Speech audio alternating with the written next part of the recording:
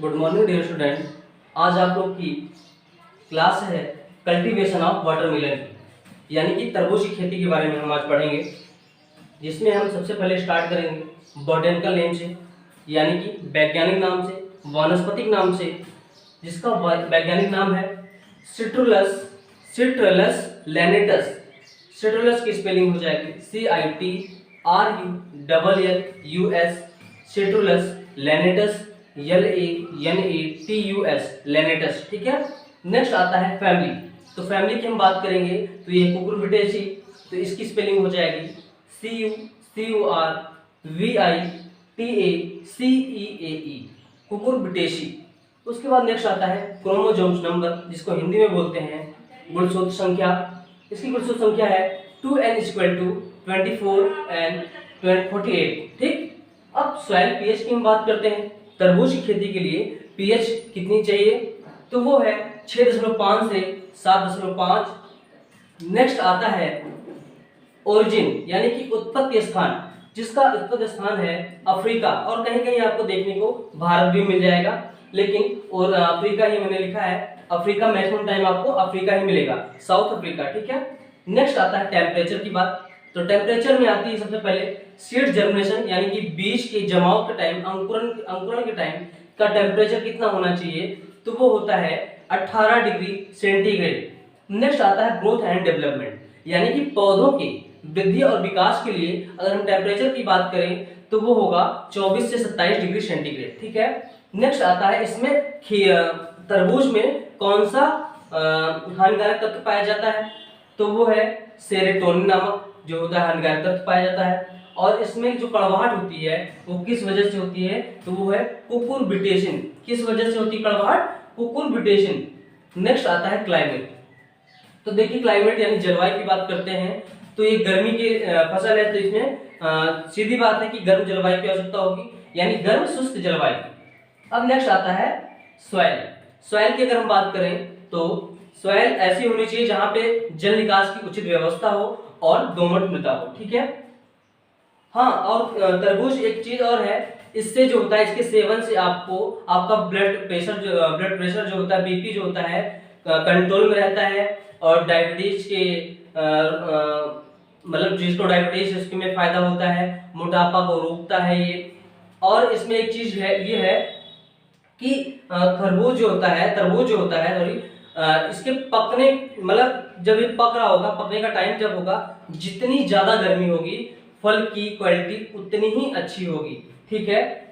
Next आता है improve varieties की बात करते हैं, उन्नत किस्मों की। तो सबसे पहले इसमें है अर्का मधुरा। अर्का मधुरा ये किस्म है और इसकी क्वालिटी क्या है, यह प्रजाति सीडलेस है, यानी बीज रहित होती है और ये ज्यादा प्रोडक्शन देती है। ये लिखा है यह प्रजाति बीज रहित और ज्यादा उत्पादन देती है। इस किस्म को पॉली हाउस में पूरे साल भर हम उगा सकते हैं, यानी कि ये जो प्रजाति है इसको हम पूरे साल भर पॉली हाउस के अंदर रखकर उगा सकते हैं। ठीक है। पॉली हाउस होता क्यों है? पॉली हाउस में बाहर का मौसम कैसा भी हो कोई मतलब नहीं है, लेकिन पॉली हाउस जो बनाया गया होता है उसका टेम्परेचर हम एक तरह से मेंटेन करके रखते हैं और वो घटता बढ़ता नहीं है, इस वजह से कोई दिक्कत आने वाली नहीं है। नेक्स्ट आता है पूसा बेदाना। ये भी किस्म का नाम है पूसा बेदाना। ये भी जो है ये बीज भी जो है बीज रहित है, यानी सीडलेस होती है। नेक्स्ट है अर्का आशीर्वाद। अगर हम अर्का आशीर्वाद की बात करें तो मैंने लिखा है व्हाइट हर्ट रेजिस्टेंट, यानी कि ये जो खीरे में सॉरी तरबूज में जो अंदर लाल की जगह सफेद हो जाता है वो इसमें नहीं होगा, इस वैरायटी में वो चीज नहीं आएगी, यानी प्रतिरोधी है उसका। नेक्स्ट है थार मानक। ये प्रजाति जो है, ये वैरायटी जो है सूखा सहन करने वाली होती है, ये सूखा ज्यादा सहन कर पाती है। ठीक है। इसमें क्षमता होती है, कैपेसिटी होती है सूखा सहन करने की। नेक्स्ट आता है दुर्गापुर मीठा। दुर्गापुर मीठा में क्या है, यह देर से बोने वाली प्रजाति, यानी ये लेट सोइंग टाइप की वैरायटी है, इसको हम देर से इसकी बुआई करते हैं। नेक्स्ट आता है असाही यामिटो। यसाही यामिटो ये क्या है, इसकी क्वालिटी क्या है, ये जो होती है बड़े फल वाली होती है। इसमें एक फल जो होता है 6 से 8 किलोग्राम का होता है, एक ही फल जो होता है 6 से 8 से 10 किलोग्राम का एक फल होता है, ठीक है। ये असाही यामेटो में ये खासियत है, असाही यामेटो, ठीक है। नेक्स्ट आती है हाइब्रिड प्रजाति की बात। तो इसमें सबसे पहले आता है अर्कामानी, मधु मिलन मोहिनी। ये सारी क्या है, संकर प्रजाति हैं, हाइब्रिड प्रजाति हैं।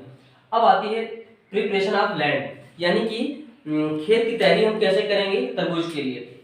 सबसे पहले जान लें कि भारत में जो होती तरबूज खेती प्रायः ये नदियों पर होती है और वहां पे बालू में थाला बनाकर हम इसका पौधा लगाते हैं या रोपाई करते हैं, जो भी होता है, ठीक है। और अगर मान लीजिए खेत में हमें उगाना है तो वही नॉर्मल 2 से 3 जुताई हमें करके पाटा लगा देना है, फिर हम इसका रोपाई करें या फिर लगाएं पौधा, ठीक। नेक्स्ट आता है मैन्योर्स एंड फर्टिलाइजर।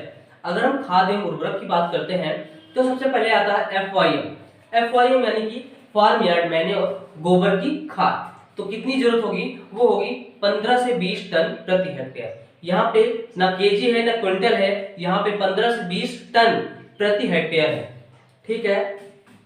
नेक्स्ट आता है एनपीके बोले तो नाइट्रोजन फास्फोरस पोटास। नाइट्रोजन की जो मात्रा हमें चाहिए वो 80 किलोग्राम प्रति हेक्टेयर, और वही फास्फोरस की मात्रा जो चाहिए 50 किलोग्राम प्रति हेक्टेयर, और पोटास भी जो है 50 किलोग्राम प्रति हेक्टेयर की दर से हमें चाहिए होगा, ठीक है। चलो नेक्स्ट आता है सोविंग टाइम, यानी बुआई का समय।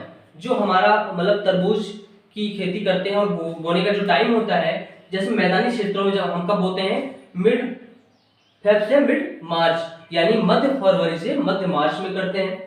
उत्तर पूर्वी व पश्चिमी भारत की अगर हम बात करें तो वह अक्टूबर टू नवंबर में। नेक्स्ट आता है नदियों में बुआई हम कब करते हैं, तो वो है दिसंबर टू जनवरी, ठीक है। अब हम बात करते हैं सीड रेट की। तो इसमें जो बीज दर चाहिए होगा, सीड रेट का मतलब है बीज दर, कितनी बीज चाहिए होगी हमें, तो वो है 4 से 5 किलोग्राम प्रति हेक्टेयर, ठीक है। इसका जो बीज होगा 4 से 5 किलो होना चाहिए और 1 हेक्टेयर के लिए सफिशिएंट है।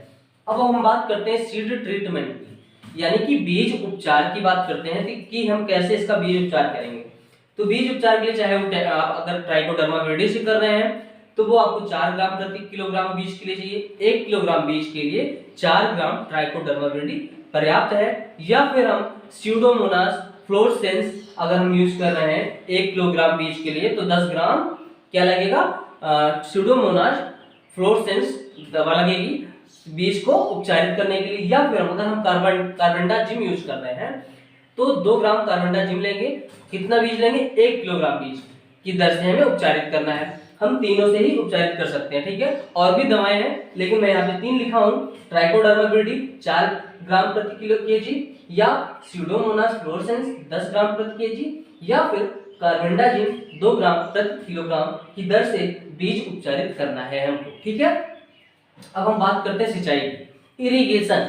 तो इरिगेशन ये पहली बात तो इसमें ज्यादा गर्मियों की फसल है तो इसमें जो है ज्यादा सिंचाई की आवश्यकता होती है, लेकिन ध्यान रहे इसमें वाटर लॉक यानी कि पानी नहीं लगने पाए, पानी ज्यादा देर तक रुके नहीं।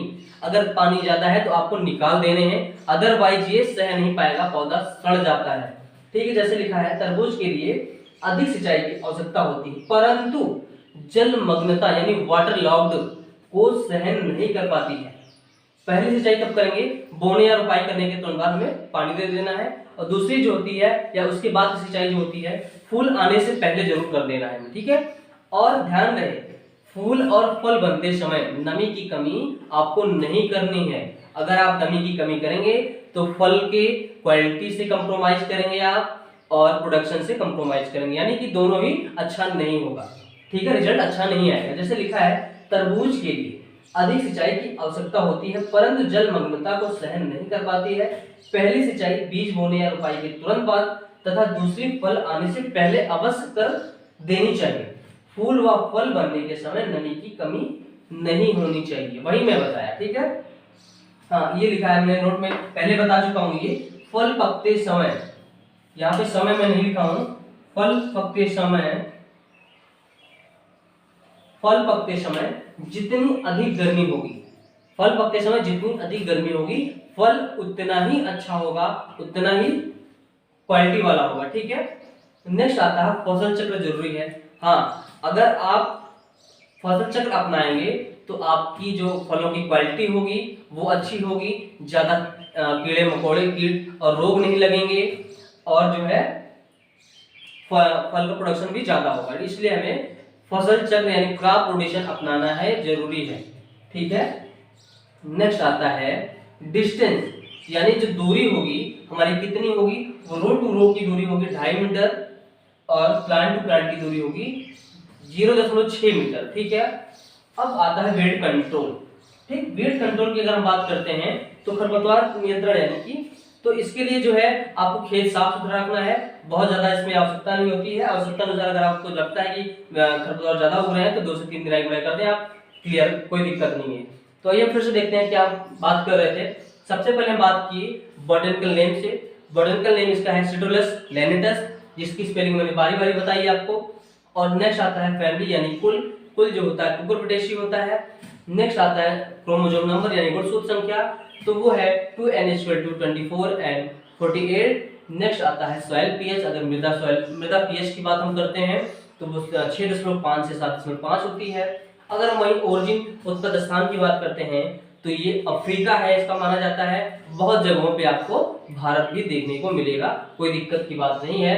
अगर हम टेम्परेचर की बात करें, तापमान कितना चाहिए होगा, तो सीड जर्मिनेशन के टाइम जो टेम्परेचर होगा वो 18 डिग्री सेंटीग्रेड होगा। और प्लांट के लिए जो वृद्धि और विकास के लिए यानी ग्रोथ एंड डेवलपमेंट, पौधों के वृद्धि विकास के लिए जो टेम्परेचर चाहिए होगा वो 24 से 27 डिग्री सेंटीग्रेड होना चाहिए। अब इसमें तरबूजे में जो हानिकारक तत्व पाया जाता है वो सेरोटोनिन नामक हानिकारक तत्व पाया जाता है। और इसमें जो कड़वाहट होती है तरबूज में, वो किसकी वजह से होती है, वो है कुकुरबिटेशन के कारण। क्लाइमेट की बात करें यानी जलवायु की, तो गर्म और शुष्क जलवायु भी चाहिए क्योंकि हमें गर्मियों में इसकी खेती करनी होती है। सॉइल की बात करें तो उचित जल निकास वाली होनी चाहिए। मैं बताया पहले कि अगर उचित जल नहीं निकालेंगे तो ये जल को सहन करने लायक नहीं होती है, मतलब ज्यादा पानी को ये सहन नहीं कर पाती है और ये फिर पौधे सूख जाते हैं, मर जाते हैं। इसलिए उचित जल निकास वाली दोमट मृदा की आवश्यकता होती है, अच्छी होती है। इम्प्रूव वैरायटी की हम बात करें तो अर्का मधुरा, पूसा बेदाना, अर्का आशीर्वाद, थार मानक, दुर्गापुर मीठा, असाही यामेटो, सबकी क्वालिटी के बारे में हम बारी बारी बात कर चुके हैं। नेक्स्ट आता है हाइब्रिड वैरायटी, जिसमें हम अर्का मानिक है, मधु मिलन, मोहिनी, ये सारी क्या है, हाइब्रिड वैरायटी है, संकर किस्म है। नेक्स्ट आता है खेत की तैयारी यानी प्रिपरेशन ऑफ लैंड की बात करें तो मैंने आपको बताया भारत में अधिकतर ये जो है नदियों में बालू पर थाला बनाकर इसकी खेती करते हैं। और अगर हम खेत में कर रहे हैं तो 2 से 3 जुताई हैरो या कल्टीवेटर से करके पाटा लगा देना है, उसके बाद आप कर सकते हो। अब आती है खाद एवं उर्वरक की बात यानी मैन्योर एंड फर्टिलाइजर। तो एनपीके जो देना है आपको 80-50-50 किलोग्राम प्रति हेक्टेयर की दर से आपको देना है नाइट्रोजन, और 50 किलोग्राम प्रति हेक्टेयर की दर से आपको फास्फोरस देना है, और 50 किलोग्राम प्रति हेक्टेयर की दर से पोटास देना है। अगर हम बात करें एफवाईएम यानी गोबर की खाद की तो हमें 15 से 20 टन प्रति हेक्टेयर की दर से देना है। अब हम बात करते हैं सोइंग टाइम की, बुआई के समय। अगर हम मैदानी क्षेत्र में इसकी बुआई कर रहे हैं तो वो मध्य फरवरी से मध्य मार्च है। अगर हम उत्तर पूर्वी और पश्चिम भारत में अगर इसकी बुआई करनी है हमें तो अक्टूबर टू जनवरी है। और वहीं अगर हम नदियों पर बुआई कर रहे हैं तो दिसंबर से जनवरी इसका बोने का उचित टाइम है, उचित समय है। नेक्स्ट आता है सीड रेट। अगर हम बीज दर की बात करें तो 4 से 5 किलोग्राम प्रति हेक्टेयर की दर से बीज लगेगा। सीड ट्रीटमेंट की बात करें, बीज उपचार की, तो हम बताएं आपको अगर आप ट्राइकोडर्मा से कर रहे हैं तो वो लगेगा आपको 4 ग्राम प्रति केजी बीज के लिए। अगर हम सुडोमोनास फ्लोरेसेंस अगर हम यूज कर रहे हैं बीज शोधन के लिए तो क्या होगा, वो कितना लगेगा, सुडोमोनास फ्लोरेसेंस 10 ग्राम 1 किलोग्राम बीज के लिए लगेगा। अगर हम कार्बेंडाजिम यूज कर रहे हैं बीज शोधन के लिए यानी कि कार्बेंडाजिम से करेंगे तो कार्बेंडाजिम जो हमें लगेगा वो 2 ग्राम 1 किलोग्राम बीज के लिए लगेगा। ठीक है। अब आता है, अब मैंने एक नोट लिखाया है, फल पकते समय जितनी अधिक गर्मी होगी फल उतना ही अच्छा क्वालिटी वाला होगा और फसल चक्र जरूर अपनाना है, अदरवाइज आपकी फलों की क्वालिटी घटती जाएगी, फल छोटे होते जाएंगे और इंसेक्ट पेस्ट ज्यादा आक्रमण करेंगे। ठीक है।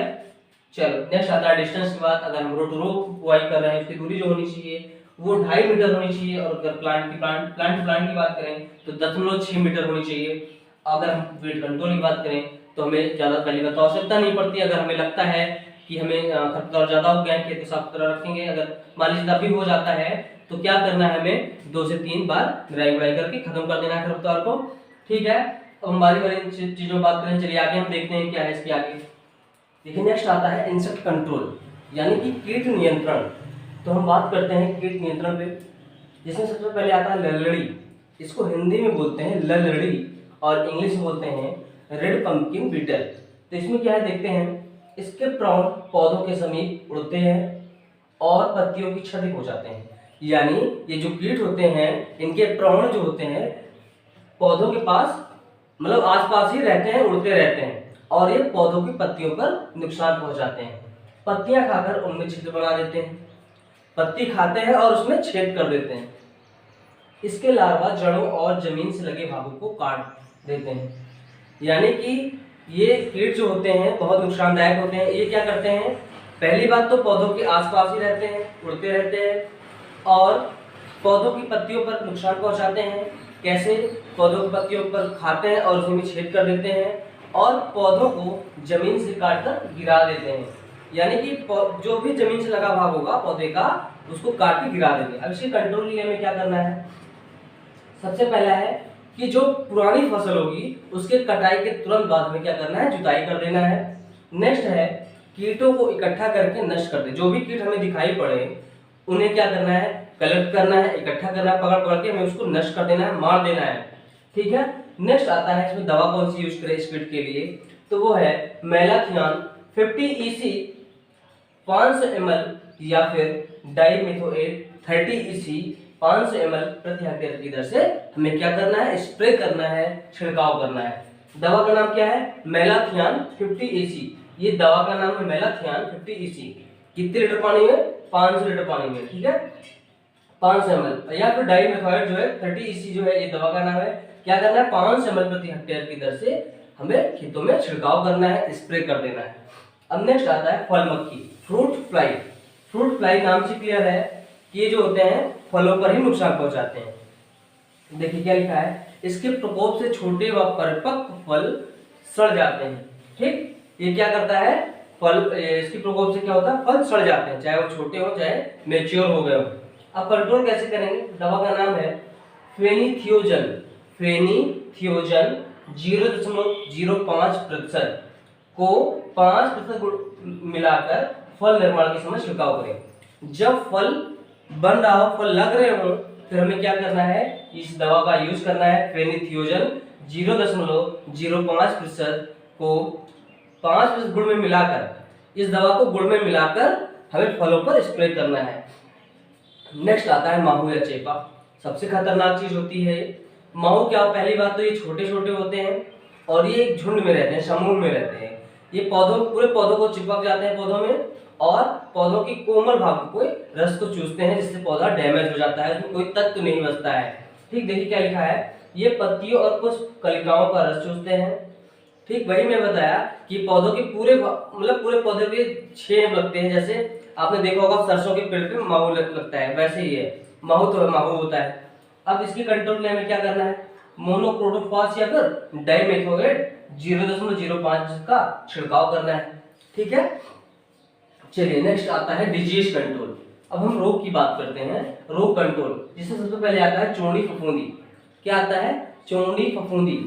चौड़ी फफूंदी फफूंद नाम से क्लियर है कि ये फफूंद के कारण ही होता है। देखिए इसमें क्या लिखा है, इस रोग के कारण हरे तनों पर सफेद से भूरे रंग के छोटे छोटे धब्बे बन जाते हैं। बाद में वे चोड़ के रूप में परिवर्तित हो जाते हैं और बाद में पूरा पौधा सफेद चोड़ से ढक जाता है। इसमें होता क्या है, ये जो होते हैं इस रोग के कारण तनों पर सफेद से भूरे, मतलब तनों पर सफेद रहता है पहले, फिर भूरे भूरे रंग के छोटे छोटे धब्बे बनते हैं। फिर वही धब्बे बाद में चूर्ण के रूप में, सफेद चूर्ण मतलब पाउडर के रूप में परिवर्तित हो जाते हैं और फिर बाद में पूरा पौधा उस पाउडर से ढक देता है, पूरे पौधे को ही सफेद कलर के पाउडर से ढक देता है। कंट्रोल क्या है, केलिक्सिन 0.05% 10 दिन के अंतराल पर 2 से 3 बार छिड़काव करना है। ठीक है, नेक्स्ट आता है डाउनी मिल्ड्यू।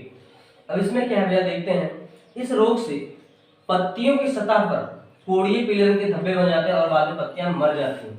क्या होता है, इससे पत्तियों पर क्या होता है, कोड़िए धब्बे बन जाते हैं। कैसे, पीले रंग के कोड़ नुमा जो होता है धब्बे बनते हैं छोटे छोटे और भी किस कलर के, पीले कलर के। बाद में पत्तियां सूख जाती हैं, मर जाती हैं। ठीक, कंट्रोल कैसे करेंगे, जो भी रोगग्रस्त पत्ती हमें दिखेगी उसे क्या करना है, हमें उसे मतलब नष्ट कर देना है, ठीक है, हटा देना है। अब दवा कौन सा यूज करेंगे इसके लिए, कंट्रोल के लिए? मैंकोजेब 0.25% को 8 से 10 दिन के अंतराल पर हमें स्प्रे करना है 2 से 3 बार, ठीक है। अब ये आता है ईल्ड यानी कि उपज।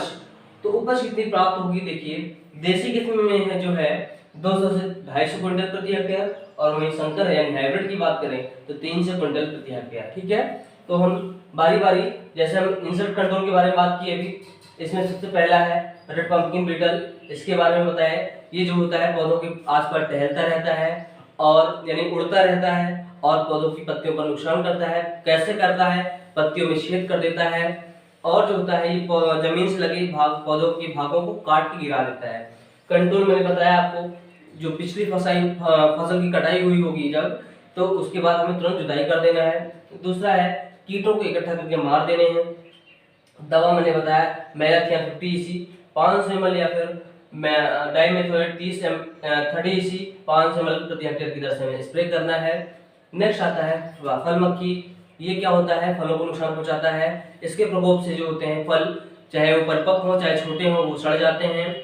अब कंट्रोल के लिए हमने दवा बताई फेनीथियोजन 0.05% 5% गुण में मिलाकर फल निर्माण के समय हमें स्प्रे करना है। नेक्स्ट आता है माहू या चेपा। ये भी जो है बहुत खतरनाक है। ये पौधे की समस्त भागों को, कोमल भागों को मतलब चूस कर खत्म कर देती है, नष्ट कर देती है। इसमें दवा है मोनोक्रोटोफॉस या फिर डाइमेथोएट, कितना 0.05%। दवा का नाम है का छिड़काव करें हमें, ठीक है। अब नेक्स्ट आता है डिजीज कंट्रोल यानी रोग नियंत्रण की बात करें तो सबसे पहले आता है चूड़ी फफूंदी। ये क्या होता है, इसके प्रकोप से हरे तनों पर यानी जो हरा तना होगा, हरा पौधा होगा, उसमें क्या होगा, सफेद से भूरे भूरे रंग के छोटे छोटे धब्बे पड़ जाते हैं, और बाद में यही जो होता है पूरे पाउडर, सफेद कलर के पाउडर के रूप में दिखने लगता है। बाद में चूर्ण के रूप में परिवर्तित हो जाता है और बाद में पूरा पौधा ही सफेद चूर्ण में से ढक जाता है, ठीक है। चलो इसका कंट्रोल कैसे है, दवा क्या है, कैल्शियम 0.05% 10 दिन के अंतराल पर हमें 2 से 3 बार स्प्रे करा देने हैं, इससे छुटकारा मिलेगा या कम हो जाएगा। फिर डाउनी मिल्ड्यू, इस रोग से क्या करते हैं, पत्तियों की सतह पर कोड़िए पीले रंग के धब्बे बन जाते हैं और बाद में पत्तियां मर जाती हैं, सूख जाती हैं, ठीक है। नेक्स्ट आता है कंट्रोल कैसे करें इसका। तो कंट्रोल कैसे है, रोगग्रस्त पत्तियों को हमें हटा देना है, और फिर दवा जो है मैंकोजेब 0.25% को 8 से 10 दिन के अंतराल पर हमें 2 से 3 बार स्प्रे कर देना है। और उपज की बात करते हैं तो देसी में जो है 200 से 250 क्विंटल प्रति हेक्टेयर, और संकर की बात करते हैं वहीं तो 300 क्विंटल प्रति हेक्टेयर। तो यहाँ पे हमारी कल्टीवेशन ऑफ वाटरमेलन हम पढ़ रहे थे, जो कि हमारा यहाँ पे खत्म होता है। तो अब हमें दीजिए इजाजत, धन्यवाद।